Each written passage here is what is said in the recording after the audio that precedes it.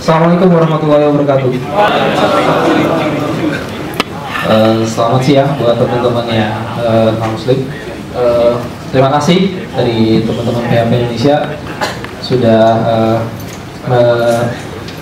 mengundang saya untuk sharing di sini, dan saya sangat senang hati untuk bisa sharing, menceritakan apa yang saya kerjain selama ini di kantor, dan apa yang akan saya presentasikan di sini kurang lebih apa yang sehari-hari kita kerjakan di sini. Jadi ini benar-benar best practice, jadi semuanya berdasarkan trial and error, coba-coba, dan sebisa mungkin hasil-hasil yang bagus dari coba-coba tadi bisa didokumentasikan. Apa yang saya presentasikan di sini itu agnostik terhadap framework. Jadi ini benar-benar bisa diimplementasikan dimanapun, atau bahkan sebenarnya juga bisa diimplementasikan di PHP gitu. Tapi karena ini penulis, beberapa hal saya coba masukkan info-info yang spesifik terhadap isu yang ada di seputaran PHP. Kalau dilihat dari judulnya di sini, Optimize PHP Application in High Traffic Environment, bukan berarti cuma bisa diaplikasikan di aplikasi yang trafficnya tinggi. Di aplikasi yang baru memulai pun juga sebenarnya juga udah bisa diimplementasikan. Bahwa apa yang coba saya selama ini lihat tentang aplikasi development gitu ya. Biasanya ketika kita baru mulai bikin suatu aplikasi, itu kita bikin dulu yang sesuatu yang langsung terlihat gitu, mulai terus sudah mulai nambahin fitur segala macam, terus tiba-tiba pada satu titik traffic kita mulai mengah, kita akan mulai aware terhadap tuning gitu, dan pada satu titik ketika trafficnya makin tinggi, kita akan coba melihat lagi sebenarnya apa yang sudah kita lakukan di awal tadi, dan di situ banyak hal sebenarnya yang menarik, yang bisa kita kaji gitu. Dan berkaca dari apa yang sudah kita coba lakukan, bahwa sebenarnya semakin kompleks aplikasi, sebenarnya arahnya tuh aplikasinya akan jadi semakin sederhana.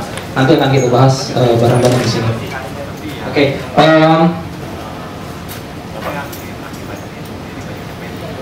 Seperti yang tadi saya sampaikan, bagian-bagian mana yang perlu kita tune, bagian-bagian mana yang jadi bottleneck gitu, dan bagian-bagian mana yang sudah optimize gitu. Sehingga di versi berikutnya ketika aplikasi kita deploy, kita udah punya kayak semacam catatan bahwa kita udah benerin ini karena alasan ini, efisien ini, segala macam gitu.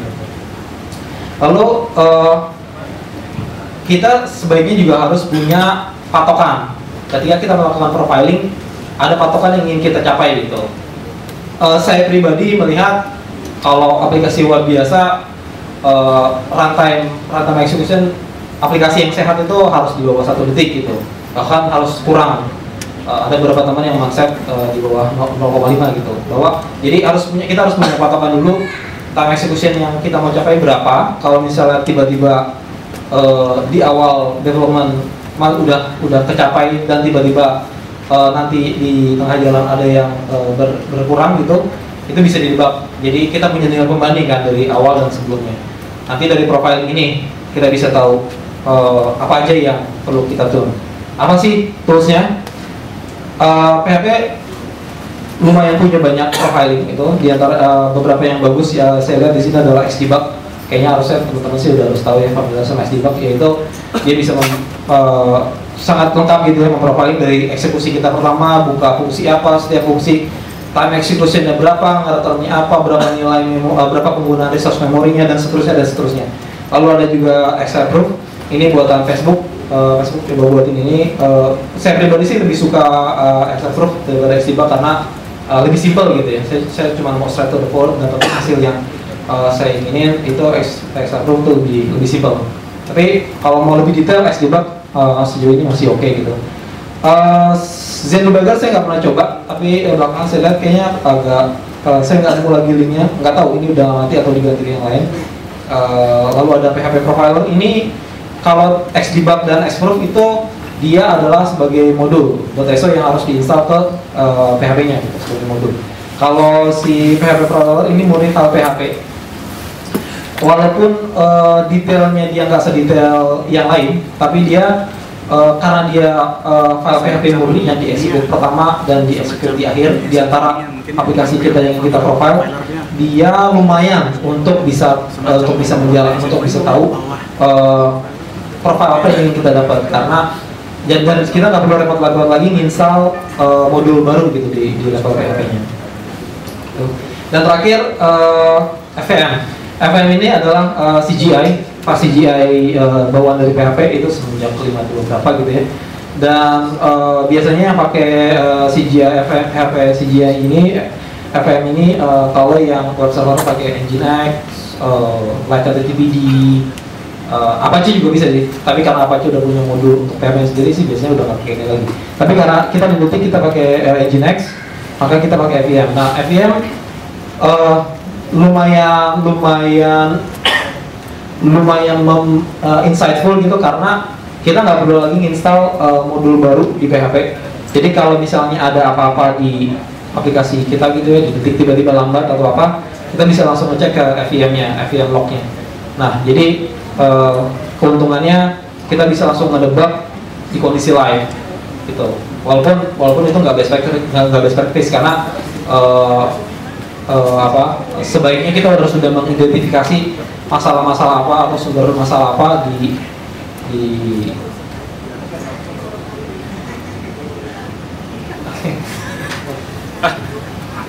identifikasi masalahnya di awal gitu ya.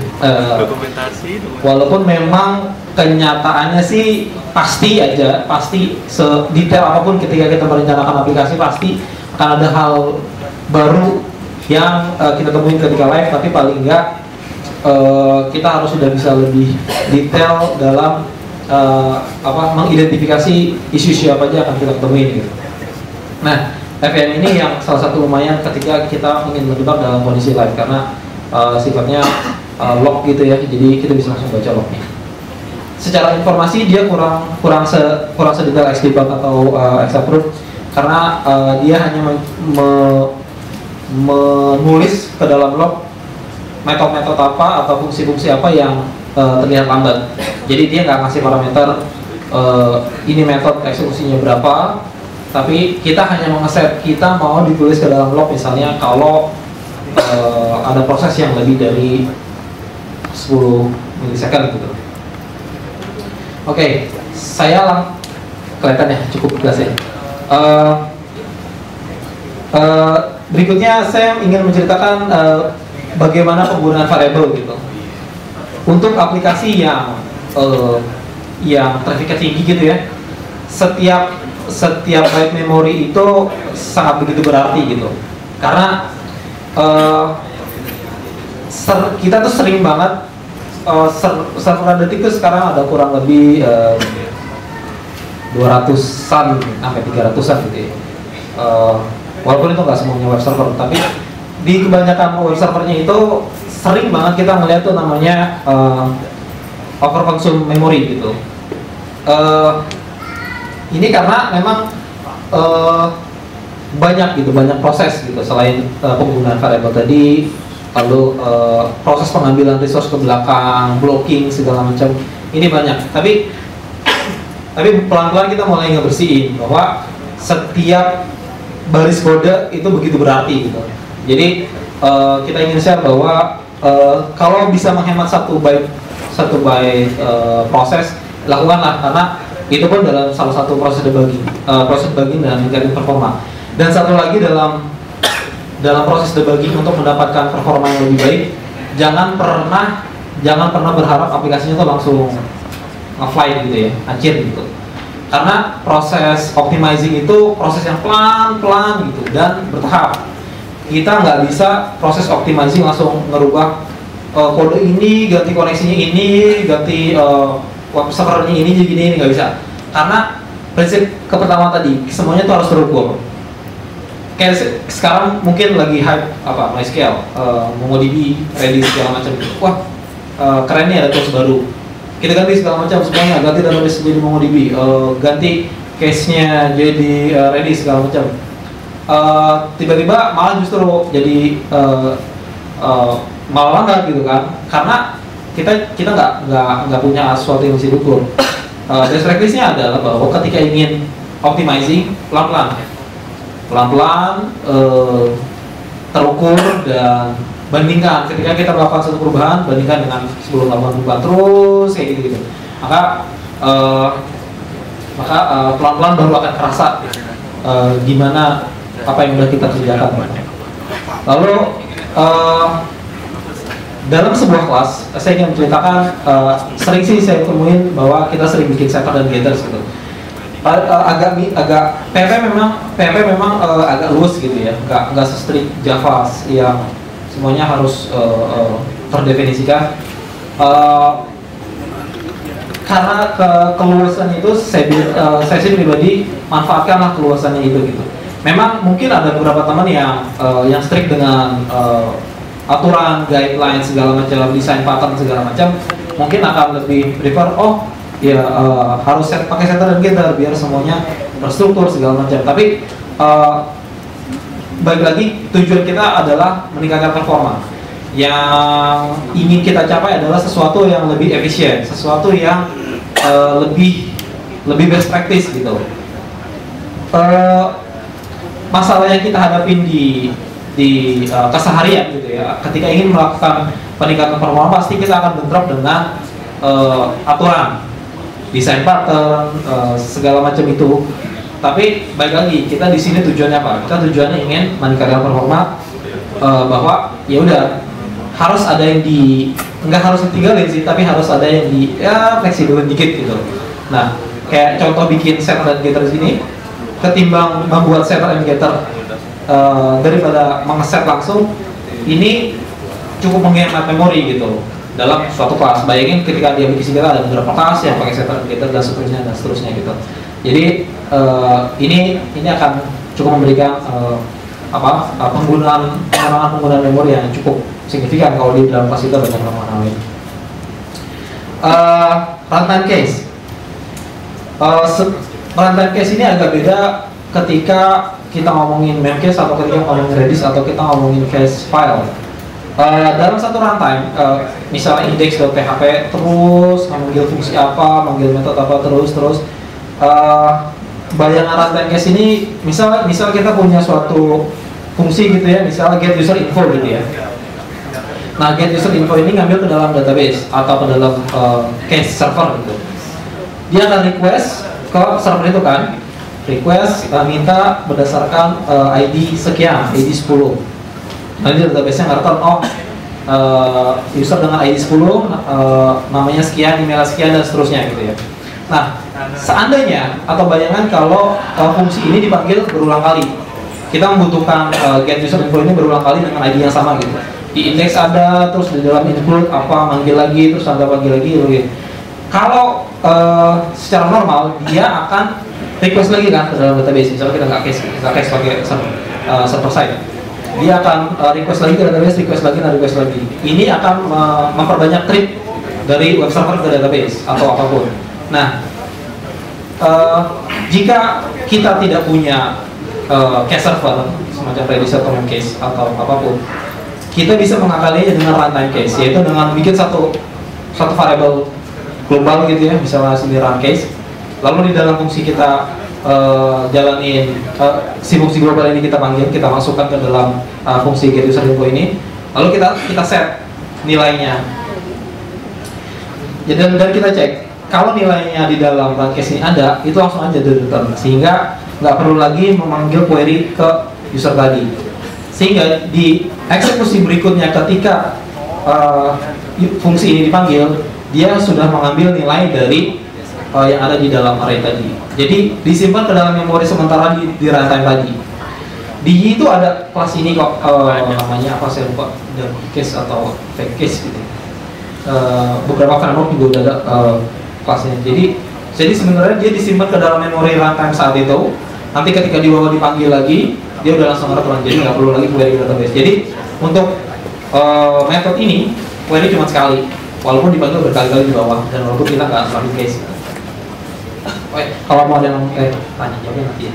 Oke, kira tadi bisa langsung ditanya. Oke, best practice berikutnya adalah hindari query dalam loop.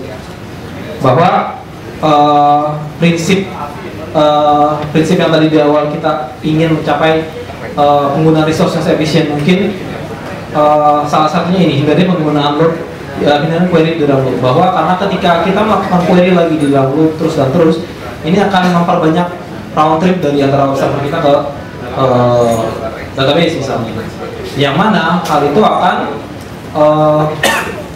ada proses blocking kan. Walaupun misalnya database cepat, kalau query-nya banyak itu pasti akan bikin waktu lama. Sebisa mungkin gunakan bulk query jika ada. Di MySQL kurang lebih bisa kayak gini. Jadi kita kumpulin dulu ke dalam array, dan kalau mau insert jadi langsung insert ke segala, atau kalau mau MongoDB juga ada tuh bulk insert segala macam. Jadi sebisa mungkin round tripnya ke external resource apapun itu, database server ataupun cache server misalnya, itu nggak perlu banyak-banyak gitu. Dan kalaupun harus banyak, sebisa mungkin sebisa mungkin reusable. Jadi sehingga buka koneksi dari web server kita ke cache resource eksternal tadi itu nggak terlalu banyak. Oke, nggak ada active record. Mungkin ini agak kurang mengenakan dari sudut kita sebagai developer, karena active record itu memudahkan kerja kita kan, memudahkan hidup kita gitu. Tapi pada level yang lebih tinggi gitu ya, level yang dimana kita harus kerja yang juga dengan sysadmin dan DBA terutama, active record itu sangat dihindari, karena ketika kita mau optimize suatu query database, active record agak kurang fleksibel di sini. Dia kan sifatnya abstraksi gitu ya. Sifatnya abstraksi, menuliskan suatu query dengan metode-metode tertentu atau properti tertentu gitu. Sehingga kita tinggal ngeset, udah jadi query yang kita butuhkan gitu. Kita nggak pernah tahu ini query-nya seperti apa, walaupun bisa dibug ya. Nah, disinilah justru yang menjadi obstacle kita dengan sysadmin dan DBA, karena kadang insight dari DBA terutama justru nggak tercover dengan active record. Itu satu. Kedua, active record itu kan terdiri dari kelas-kelas tertentu yang mengkonstruksi suatu metode dan properti sehingga menjadi suatu query gitu kan. Di situ ada proses running suatu kelas sehingga membentuk suatu string yang akan dieksekusi menjadi suatu query ke dalam SQL-nya misalnya. Nah, ketika kelas ini dihindari, kita udah menghemat satu atau dua kelas gitu. Baik lagi tadi, setiap byte begitu berarti. Maka sebisa mungkin kalau memang bisa dihindari, sebaiknya dihindari untuk penggunaan active record. Gunakan asynchronous sebisa mungkin. Nah, proses asinkron sebagaimana kita tahu, proses runtime dari mulai index, include bla bla bla, config segala macam terus sampai ke akhir eksekusi, itu adalah proses blocking. Yang artinya ketika ada satu proses belum selesai, proses itu nggak akan dilanjutkan ke proses berikutnya. Bayangkan kalau kita misalnya aplikasinya adalah model pencatatan statistik gitu ya misalnya. Kita punya satu halaman detail page gitu, yang di situ ada counter setiap berapa banyak orang membaca satu persatu gitu ya. Nah, ketika halaman detail itu kebuka dan kita ingin menghitung berapa banyak halaman itu dibaca, kita lakukan dengan cara blocking. Terus tiba-tiba database-nya kenapa-napa gitu. Belum selesai itu halaman plot, udah ngeblank, timeout segala macam. Nah, bayangkan kalau misalnya itu jalan di banyak halaman gitu. Tapi sebaliknya, kalau kita asinkronus, kita hanya cukup melempar, nih plus satu ya, gitu, bilang database-nya. Kita nggak perlu dapat return dari database-nya, karena prosesnya dilanjutkan terus. Walaupun kita bisa tahu, walaupun kita bisa menangkap, jika kita ingin menangkap returnnya apa kita bisa. Tapi kita nggak perlu untuk itu, karena kehilangan satu dua hits itu nggak terlalu jadi masalah gitu. in case misalnya tadi saya ada apa-apa. Tapi ya balik lagi, kita mengejar performa, kita ingin semuanya cepat selesai, semuanya cepat tampil, sebisa mungkin gunakan asynchronous.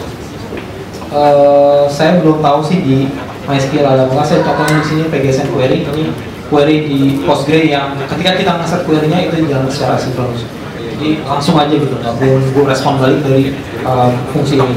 Di MongoDB by default insert dan update itu asynchronous, jadi proses bisa lebih cepat. Nah, sering juga dalam ketika kita ingin menampilkan suatu halaman, kita menggunakan resource lain. Di detik kita itu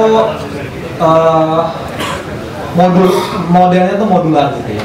Jadi ada satu tim yang ngurusin search, ada satu tim yang ngurusin database itu maksudnya dalam pengertian misalnya ada profil siapa gitu, presiden SBY, profilnya apa, itu dalam satu detik base ya. Itu aplikasi, bukan database. Aplikasi yang mengagregasi database seorang. Jadi kita mengquery nama Presiden Susilo Bambang Yudhoyono misalnya, dia akan menampilkan apa aja yang terkait dengan SBY itu, atau siapa Jokowi misalnya, dia akan melemparkan informasi apa yang terkait dengan itu. Nah,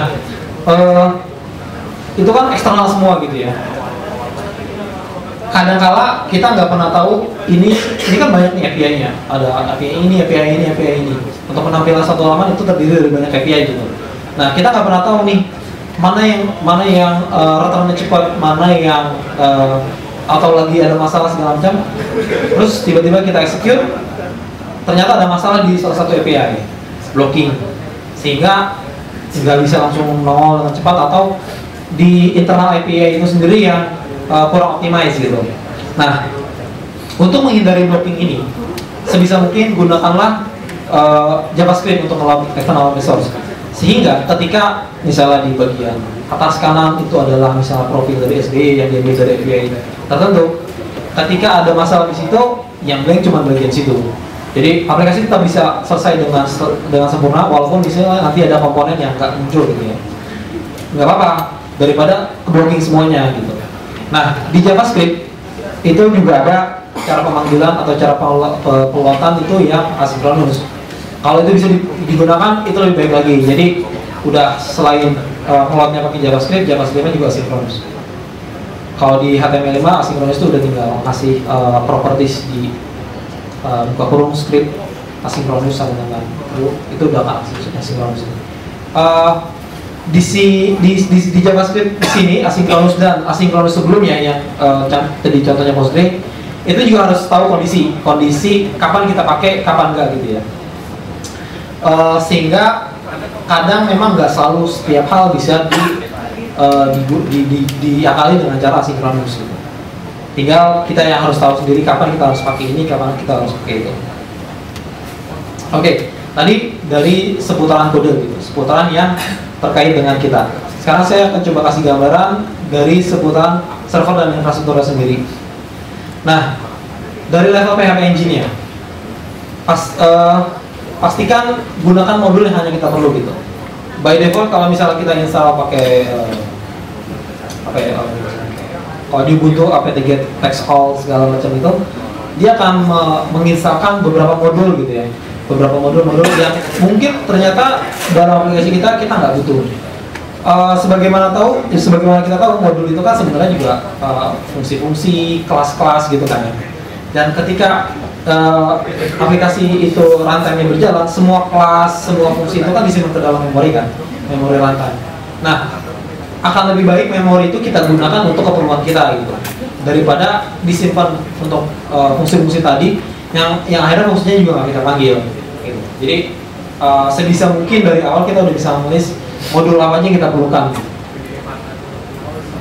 Nah, tadi sebelumnya juga sudah disinggung tentang fitur baru di PHP 5. Ya, Zen opcode case dia akan jadi by default di PHP 5. Itu akan mempermudah kerja kita gitu ya. Tapi sebelum sampai ke Zen opcode, kita seringnya pakai APC. Sebelum pakai APC kita pakai Xalter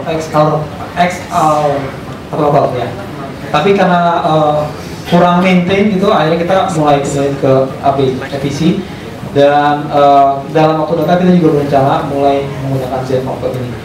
Seperti yang tadi disampaikan bahwa sebenarnya dia output dari script kita itu disimpan ke dalam bytecode gitu ya, dan bytecode-nya disimpan ke dalam memori, sehingga ketika ada request berikutnya dicek dulu ke dalam bytecode tadi ada nggak. Bytecode-nya pun udah dioptimize gitu, jadi prosesnya jadi lebih cepat karena sudah sedikit low level gitu ya, dan ketika udah ada di bytecode itu udah langsung direkam, sehingga nggak perlu lagi dicek ke file kita gitu. Nah, selain tadi kita ngomongin sebelumnya runtime case, terus barusan juga kita ngomongin opcode case, kita juga ngomongin tentang case object server. Case object server adalah suatu server gitu ya, atau instance yang tugasnya dia menyimpan objek, bisa array, string, objek itu sendiri dan segala macam, dan itu key value. Bayangin kita misalnya punya query gini. Join tabel A bla bla bla, tabel B bla bla bla bla bla bla bla bla gitu ya, dan muncul outputnya gitu. Nah, biar bagaimanapun proses itu kan akan ada proses lagi di dalam database-nya kan. Dia akan mengkolek tabel ini dengan tabel ini, dijoinkan, value-nya di-return ke kita. Nah, akan lebih cepat jika hasil yang sudah di-return itu disimpan dalam suatu tempat yang sudah jadi gitu. Dan ketika berikutnya kita request lagi, kita tinggal minta tolong return saya query yang join tadi, tapi udah hasil jadinya. Nah, kurang lebih cara kerjanya case object server itu kayak gitu. Toolsnya ada Redis dan Memcached. Prinsipnya adalah semuanya disimpan secara key value. Key-nya apa? Key-nya misalnya case user underscore ID 10.2 nilai objeknya, sehingga ketika kita berikutnya query untuk user, kita nggak perlu lagi query ke database dengan where ID sama 10. Kita tinggal minta ke object server ini case ID-nya berapa, dan seketika dia akan langsung mereturn karena dia disimpan ke dalam memori, dan itu juga meningkatkan performa, sehingga return value yang yang dibutuhkan udah lebih cepat gitu. Kayak penggunaan Memcached terbesar sejauh ini Facebook, timeline segala macam itu 100% diserve sama Memcached. Penggunaan Redis terbesar saat ini Twitter,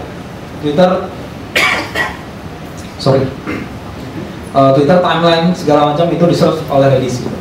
Personally, saya sebelumnya menggunakan Memcached, tapi belakangan sudah mulai bisa Redis karena Redis lebih banyak API yang bisa digunakan gitu ya. Jadi nanti tinggal dibaca-baca aja. Tapi Memcached lebih lama, jadi makanya di bermanfaat masih banyak yang punya Memcached. Nah, seringkali di aplikasi kita yang bagian search misalnya gitu, kita menggunakan search ke database. Nggak apa-apa sih, karena memang secara default database juga menyiapkan full text search gitu. Tapi dalam satu titik kita itu yang udah harus memikirkan bahwa setiap komponen memang bertugas untuk melakukan sesuatu gitu ya. Nah, untuk search misalnya, ya di uninstall aja atau di komen aja gitu, sehingga runtime yang ingin kita kejar di awal bisa tercapai. Lalu gunakan variabel yang sesuai dengan kebutuhan, kayak maksimum time execution, maksimum open socket segala macam.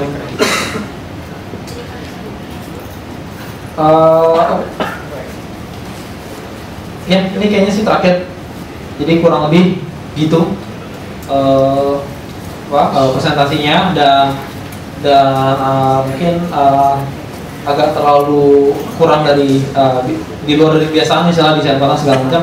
Tapi percayalah, ini berdasarkan dari best practice gitu. Jadi sehingga kalaupun teman-teman masih belum punya kesempatan untuk nemuin masalah-masalah kayak gini, tapi paling nggak dari awal udah punya gambaran ketika nanti aplikasinya udah mulai rame, sibuk, dan udah punya persiapan gitu. Nggak kayak kita kemarin, jadi ketika tiba-tiba traffic tinggi, kita bakalan menyinggung tuh ngapain nih gitu.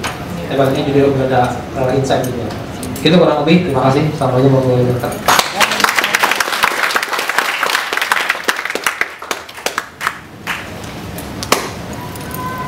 Saya dengar dari applause-nya kayaknya puas banget nih.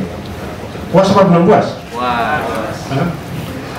Oke, kita masih ada sedikit waktu, kira-kira 5 menit. Kalau mungkin ada yang berani bertanya. Oh, woi.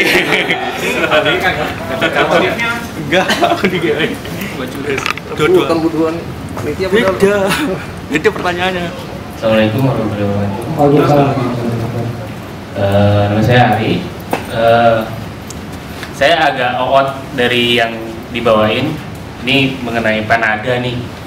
Pengen dikit tahu aja tentang Panada ini, dalamnya kayak gimana sih Om? Gitu. Assalamualaikum. Waalaikumsalam. Dijawab langsung jawab atau Satu lagi. langsung jawab aja? Langsung jawab dulu. Oke. Sebenarnya sih saya ngindarin ngebahas Panada karena kan ini forumnya Y gitu ya, agak kurang elegan gitu masa nyeritain framework lain di komunitas framework tertentu gitu. Tapi nggak apa karena ada yang nanya. Sebenarnya sih kenapa saya bikin Panada itu agak backdated, cukup lama. Sebelum saya kerja di Detik, saya di Kompas.com. Di Kompas.com saya ngerjain Kompasiana waktu itu. Kompasiana pada saat itu, pada awal pengembangannya itu menggunakan WordPress full, karena memang pada waktu itu kebutuhannya hanya saya cerita dulu sedikit tentang Kompasiana, bahwa dia itu mengizinkan orang untuk menulis artikel terus dipublish gitu ya. Nah, pada awalnya itu bukan untuk publik. Kompasiana itu awalnya hanya untuk orang internal Kompas, nulis, that's it gitu. Nah, makanya WordPress sudah cukup banget dong, ya kan? Nah, tapi ternyata seiring berjalan ada kebutuhan untuk dibuka. Jadi penulisan nggak cuma dari orang internal Kompas, tapi pihak luar juga. Tapi by invited gitu, hanya orang tertentu. Misalnya publik. Saya melihat koordinator masih belum cukup light gitu, karena dari awal saya harus memasang mindset ini harus straight to the point, ini harus straight to the point. Tapi yang nggak flat, full PHP scratch juga, karena biar bagaimanapun framework adalah memudahkan pekerjaan kita kan. Paling nggak semuanya terstruktur dengan rapi sehingga proses pendebakan, proses dokumentasi itu semua lebih mudah. Karena waktu itu nggak berhasil menemukan framework atau micro framework yang masuk gitu ya, yang berdasarkan hasil uji coba segala macam, ya akhirnya kita memutuskan untuk membuat sendiri. Jadi dari situ awal ceritanya. Jadi bahwa sebenarnya berangkat untuk dengan tujuan untuk mendapatkan sesuatu yang lebih light, lebih straight to the point, sehingga tapi tetap framework gitu ya, dengan segala kemudahan dan strukturnya, sehingga ini bisa digunakan di aplikasi yang levelnya cukup besar. Dari situ awal mulanya pembuatan si Panada tadi. Terus dikembangin, banyak support dari tim teman-teman di Kompas waktu itu, dan proyek besar pertama Panada ya Kompasiana itu sampai sekarang itu adalah versi awal dari Panada. Nah, sampai pada akhirnya saya keluar dari Kompas, dan sekarang juga masih dipakai itu Panadanya, dan beberapa proyek lain juga Panada ada di Kompas. Saya masuk ke Kompas itu dukungan lebih besar. Tim teman-teman developer di Kompas, di Detik itu juga udah tahu sebelumnya sebenarnya Panada apa segala macam, dan masukan pengembangan juga banyak datang dari teman-teman di Detik, sehingga saya senang hati ketika saya pindah kerja nggak cuma dapat teman baru, tapi punya teman-teman juga yang mensupport si Panada ini. Dan alhamdulillah di Detik sekarang juga udah dipakai gitu, dan nggak sebagai sih, ya hampir setengah front-end Detik sekarang juga udah dipakai Panada sih. Kurang lebih sih gitu alasannya kenapa bikin Panada. Ya, kalau mau nyoba silakan buka Panada framework.com aja ya. Iya. Satu lagi. Assalamualaikum warahmatullahi wabarakatuh. Waalaikumsalam. Nama saya Surya. Yang saya ingin tanyakan di sini adalah tentang stack teknologi dari detik.com itu sendiri. Maksudnya dari mulai front end sampai back endnya itu bagaimana stacknya. Nah, terima kasih. Assalamualaikum warahmatullahi wabarakatuh. Oke, waalaikumsalam. Ini nggak rahasia. Ini sih kita pakai open source, makanya akan senang hati jika kita bisa menceritakan ini. Sayangnya kita lack of lag terhadap dokumentasi gitu ya. Kalau developer web tuh rajin nulis, Facebook, Twitter, Google, mereka punya blog untuk developernya untuk nulis sehingga bisa menceritakan stacknya. Tapi sayangnya kita males gitu ya, nggak punya kesempatan untuk itu. Jadi kalau ada kesempatan kayak gini, kita dengan senang hati menceritakan bahwa stack dari si Detik itu, bahwa kalau saya ceritakan lebih detail, bahwa dari level network masuk ke balancernya itu pakai LVS-nya itu nanti masuk ke web server. Untuk Detik.com sendiri yang berita kurang lebih ada sekitar 30-an web server untuk yang news ya, news itu yang saya buka news itu ada 30-an web server. Nah itu request datang dari LVS balancer tadi, lalu dia masuk ke web servernya adalah Nginx. Nah dari setiap web server itu Nginx langsung melakukan request ke CGI pakai PHP CGI tadi, FVM segala macam. Ada yang pakai FVM, ada yang pakai fast CGI, beda-beda gitu. Nah dari PHP ini sendiri, di situ kode kita programmer gitu. Di kode kita pun ada banyak request dan semuanya ke API. Kita nggak ada request yang ke database, nggak ada. Di Detik itu nggak ada request yang ke database. Requestnya itu pertama ke API eksternal, jadi tim eksternal bikin API tadi. Ada API profile user, ada API search, ada API macam-macam. Dari API ini lalu contoh misalnya halaman detail gitu ya, itu ada API XML. Jadi setiap redaksi nulis suatu artikel itu selain disimpan ke database sebagai internal storage yang bukan untuk eksternal, itu dibikin juga satu file XML. Nah, XML ini yang nanti di request, ini isi beritanya apa, title segala macam, ditampilkan. Nah, di level si PHP tadi juga selain hanya digunakan modul-modul yang tertentu gitu, yang hanya digunakan, pakai opcode juga, pakai APC, sehingga proses tadi yang diambil ke eksternal segala macam, terus XML itu semua lebih diefisienkan di sini ke database. Kurang lebih sih kayak gitu stacknya. Kalau mau lebih detail lagi, belakang ada tim API-nya gitu ya. Nah, level depan dari Nginx ke web server itu pakai PHP. API ini yang biasanya agak banyak. Jadi untuk search misalnya kita pakai Java, API-nya semua Java segala macam, request-nya Java, prosesnya Java. Lalu si search ini juga kan membutuhkan suatu database gitu ya, suatu data yang akan dia indeks. Jadi ketika si redaksi nulis artikel, terus lalu dibikin XML, lalu dibikin database-nya pakai Postgre, ada satu database lagi pakai MongoDB. MongoDB ini digunakan untuk serve yang lain, salah satunya si search tadi.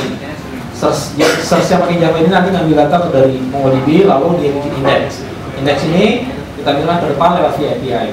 Lalu ada juga pakai Redis, Detik Connect itu proses loginnya di Detik kan ada login kan gitu ya.